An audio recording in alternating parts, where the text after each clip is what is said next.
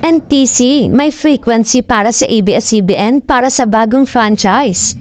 Ibinunyad mismo ng National Telecommunication Commission o NTC na may available na frequency para sa ABS-CBN kung sakaling mabigyan sila ng panibagong prangkisa. Nirecall ng NTC noong 2020 ang lahat ng channel at frequencies ng Kapamilya Network sa buong bansa. Ibinigay na nila sa ahensya ng gobyerno.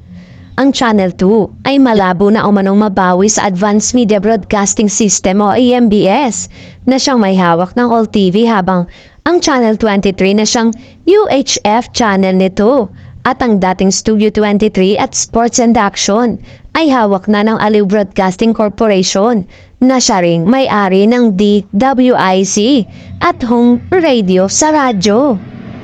Ibinunyad naman ito na may mga available na franchise sila na pwedeng ibigay at ipagkaloob sa ABS-CBN sakaling maging okay na ang lahat para sa muling pagbabalik sa ere ng ABS-CBN.